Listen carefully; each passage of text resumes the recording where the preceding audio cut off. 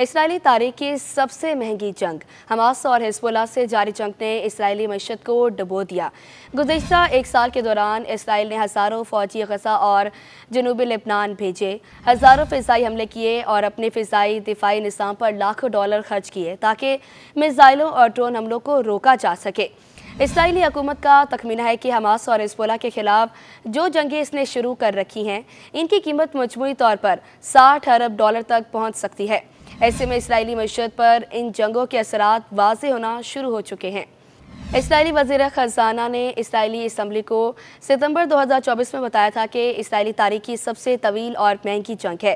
انہوں نے کہا تھا کہ جنگ کا خرچہ 54 ارب سے 68 ارب ڈالر تک ہو سکتا ہے۔ اسرائیل کی جانب سے لبنان پر بمباری اور پھر جنوبی لبنان پر زمینی حملے کے ساتھ ساتھ ایران کے خلاف میزائل حملے اس قیمت کو مزید بڑھا رہے ہیں۔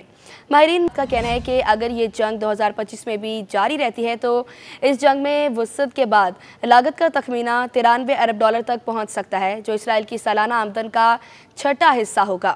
جنگ پر اٹھنے والے اخراجات پورے کرنے کے لیے بینک آف اسرائیل نے حکومتی بانڈز کی فروخت میں اضافہ کیا ہے تاکہ قرضہ لیا جا سکے۔ صرف مارچ 2024 میں 8 ارب ڈالر کی رقم ایسے ہی حاصل کی گئی ہے۔ اسرائیل ملک کے اندر اور باہر بھی بانڈز فروخت کرتا ہے، جن میں بیرون ملک مقیم اسرائیلیوں کے لیے خصوصی بانڈز شامل ہوتے ہیں۔ تاہم بینک آف اسرائیل کے داد و شمار سے اندازہ ہوتا ہے کہ اب بیرون ملک رہنے والے لوگ اسرائیلی حکومت کے بانڈز خریدنے میں زیادہ دلچسپی نہیں رکھتے۔ بینک کے مطابق 9% سے بھی کم بانڈز بیرون ملک مقیم لوگوں کے پاس ہیں۔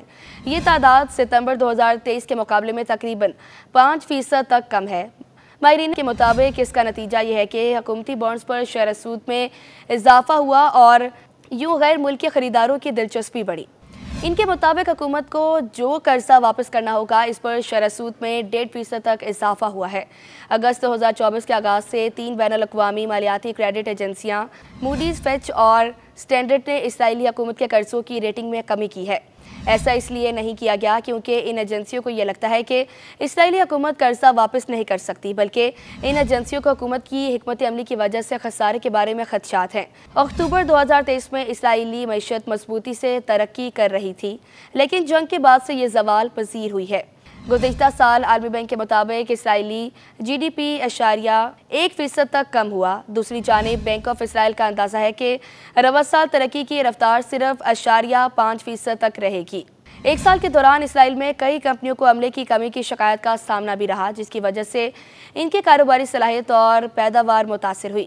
اس کی ایک وجہ یہ بھی تھی کہ حماس سے جنگ کے آغاز کے ساتھ ہی اسرائیلی فوج نے 3,60,000 ریزرو اہلکاروں کو بلایا تھا، اگرچہ ان میں سے بہت سے واپس آ چکے ہیں، تاہم لبنان میں کارروائی کے وقت 15,000 کو واپس بلا لیا گیا تھا۔ اس کے علاوہ اسرائیلی حکومت نے سیکیورٹی وجوہات کی بنا پر غزہ اور اردن سے 2,20,000 فلسطینیوں پر بھی اسرائیل میں داخل ہونے پر پابندی لگا رکھی ہے۔ اس سے خصوصی طور پر تعمیراتی شعبہ متاثر ہوا ہے، جس میں 80,000 فلسطینی کام کرتے تھے۔ ان کے جگہ لینے کے لیے اب سری لنکا، بھارت اور ازبکستان سے ہزاروں مزدوروں کو رکھا جا رہا ہے۔ ماہرین کے مطابق اسرائیلی معیشت جنگ ختم ہونے کے بعد ہی دوبارہ مضبوط ہو سکتی ہے۔